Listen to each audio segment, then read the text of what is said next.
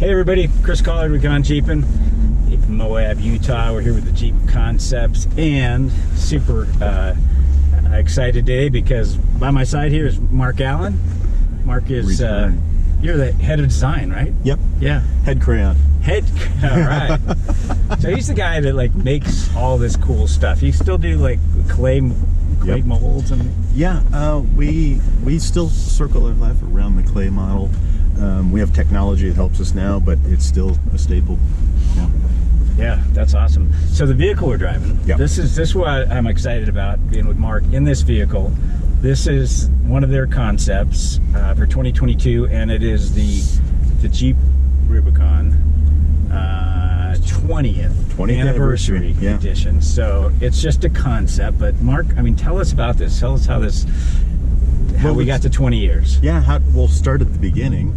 Honestly, we had the TJ, and there was a small group of engineers, and they were very much hobbyist off-roaders, and they were tuning the same thing we're doing here. We're tuning into trends, and noticed or were modifying their own vehicles even, and we're trying to get the company to do what we now know as the Rubicon package, which is a 4-to-1 T-case, locking axles, larger off-road tires, a little bit of armor to the vehicle, and they built some vehicles. They did it on their own time. They used their own credit cards. In cases, and they were very persistent in trying to get that into production, and they were called the Lunatic Fringe, and it wasn't a name they gave themselves. It was a name that was bestowed upon them because everybody thought they were crazy to even try to do that. Right. So why did everybody think they were crazy to put low gears and lockers and all that? Not that that's a crazy idea. It's just that they were kind of viewed as the crazy guys going off-road for fun. Why would you want to do that? And it sounds weird now. From Jeep. That sounds weird. Yeah. And we knew people were modifying their vehicles. They had since the first Jeep rolled off the line, essentially. But to put that kind of hardcore equipment into it, and of course we were always testing on the Rubicon Trail, and they were just trying to make the vehicle better. They finally got the attention. They hounded and finally got the funding to do what we now know as the Rubicon. They were told by the brand geniuses and the marketing geniuses that if we'll give you the money, do the car, you'll sell 3,000 the first year, and it'll drop off hard from there, and whatever, just go away. Well, we now know the Rubicon package is 30% solid of Wrangler output year after year. We put it on Gladiator as well, and the Rubicon is going to go away. Right? No. Well, this is the thing, Mark, and like you guys all know, it's like we were begging for. I mean, people would buy a Jeep, they go down, they put a new suspension on it, they put spend a bunch of money getting low gears in it, they re-gear the differential, they'd get a larger tire, you need bigger gears, tires, they'd get like any kind of low range transfer case that they were making, an Atlas 2, something like that. Spent a lot of money, and we were like, you guys got to give it to us. Give it to us from the factory with a warranty. Yes. Right. Yeah. Yes. Yeah. That's essentially what was being asked for. They finally got it through, and it changed our lives. It changed Wrangler. It changed history for off-road vehicles. A lot of people are doing that kind of thing now. But it's been awesome. And what we did in 2013, we honored the first Rubicon with a 10th anniversary. We added to it. We added steel bumpers. We added the rock rails to it. The heat venting hood, and it was iconic in that it was this dark gray, or the anvil gray with the red interior. And then so 2023 is going to be a 20-year anniversary of Rubicon, and that leads us to the vehicle we're in now, and we're just asking open questions and put together a package. This happens to be a 392 based Rubicon package. It has beadlock wheels now on part of the 392 package. We added a 37-inch tire, which we're quite interested in doing. Added a winch to the front. So would that ever become factory option. The 37. I went to the 35 years ago. That's a big deal. I mean, that, can't talk about future product. Yeah, right. but one of the neatest things we did here is it's a Mopar kit, JPP, J Performance Parts, onboard air unit that's baked into the tailgate, and I think the integration it's a well-designed piece. The pump goes in the hat that holds the spare tire, and then the controls inside. It's just a hose and a switch. It's pretty cool. It fits in nicely with the tailgate tray, little Coleman stove tray right back there. It would work with that, yes. Yeah. We don't have it. Well, not on this one, but yeah, on the other ones that got the built-in compressor and it'd be a great package. Nice. The 392 is awesome for low-end torque. I mean, it's amazing to me how many I'm out in Moab this week and how many 392s I see out here modded. So we launched that. You launched that last year. Yeah. And remind us about the torque and horsepower that the.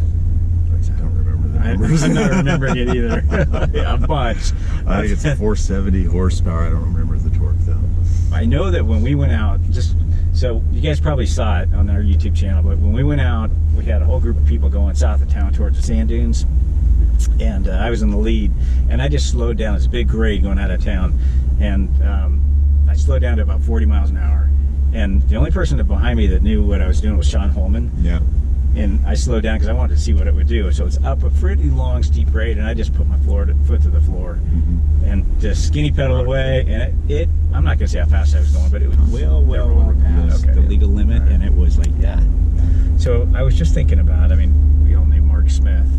Yeah. And I'm thinking what Mark might have... He threatened to break my knee. He threatened to break your knee. We did, the first time I ever did Rubicon, and Mark was still around. And most of the vehicles, honestly, would have been like 95, and we were testing TJs. They weren't out yet, and the disguise on the TJs was a bra, like a protective bra in the front, with kind of bra. With square cutouts for the headlights. That kind of bra. Yeah, like the front end bras that vehicles had. And all the cars were manual transmission, and he was teaching us how to drive manual transmission off road. And I remember him telling you don't slip the clutch, you put it in gear, drive it low range, and showed us the trick to start the vehicle in gear if you stall it out with the starter. And he says, if I see you, he was carrying a 2x4. He says, if I see you working the clutch, slipping the clutch, I'm going to break your knee. That sounds like Mark. Yes.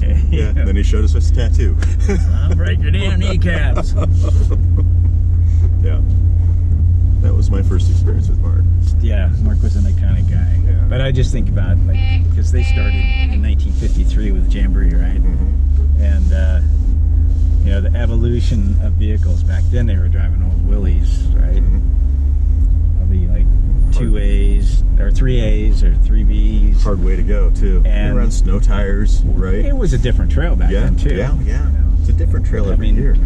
For the guys that don't know it, I mean, the Rubicon Trail at one time was a two-wheel drive gravel road. They take Model T's up there, and there was a hotel up there, right? There was a hotel. In fact, they had a lot of wealthy people that would come up from the Bay Area. They'd take a train to Sacramento. I mean, because originally it was an Indian trail, a trading route, and it slowly, became a miner's route and a logger's route, a supply route getting into Tahoe and back. But the Springs Hotel, they pushed it as if it had therapeutic healing waters, right? It was a natural spring, and that spring is still there, and it's still running up in the valley. Rubicon Trail is a county road, right? It is an official road, an unmaintained county road. Yeah, officially. Yeah. A lot of people don't know that. Yeah. I think that's what keeps it open. That is exactly what keeps it open. So there was, I don't want to get it back. You guys are going to get all kinds of history today. Going back, that's we're just another episode. So Lee Chabet and some of the local guys in Georgetown, Mark, it's like they saw the writing on the wall when they started, pushing things like S7 and the California Desert Protection Acts, and the environmental issues were coming in the 60s and 70s, and they were like, well, man, we've got to figure out how to protect our road. Well, they some of them worked with the county, like county supervisors and county counselors, and they were all part of the Jeepers Jamboree and Jeep Jamboree. It was Jeepers Jamboree crowd. And they're like, there was a we just network need to going make on. it. They did their homework, and they're like, if it's a county road, an unmaintained county road, then it's a county road, and it's legitimately on a map as a county road, and the Forest Service or whoever can't just erase it when they make the new maps. Yeah. That's great. I didn't know that backstory. Yeah, there was probably also some dealings them. going on. Yeah. So my first wife, she was from Georgetown. Okay. So her dad was one of the old boys from, old rock rollers from Jamboree, and wow. she, they went to school. Her and her sisters went to school with Patty and Jill, and Greg, that generation. So I ended up getting a lot of the dirt. A lot more dirt on Rubicon that I could talk about, or on Georgetown that I could talk about. Yeah, I don't want to undo it. But anyway, back on point. I'm also loving the graphic on the hood. Yeah. I mean, that is like super cool. So I was wondering, we got a lot of... what you're referring to is in the center of the hood. The center of the hood, right. And I've done this a couple times before, and it's a list. It's all the pieces that make the Rubicon a Rubicon. So it lists out the locking axles, the T-case, lists on this one, the 392 engine, the tires, and all that stuff. It's just kind of a laundry list of things, and done in a creative way that makes a graphic for the hood. I was taking pictures of it, and then I started reading it, and I'm like, oh yeah. My thought is, like, you paid extra, you got the Rubicon, you want to show it off, and then just made it a cool list. Yeah. Well, man, I appreciate your time. Yeah, yeah. We should just keep driving around. Yeah, and I've learned things. I just made all that stuff up. Ah, okay. So the rumor's true. Did you? All right, guys. Mark, appreciate you being with us. Yep. Hope you guys enjoyed this little bit of history on the 20th anniversary Rubicon. And the Rubicon Trail. And the Rubicon Trail, yep. And hope you stay with us. Don't forget to like, share, and subscribe.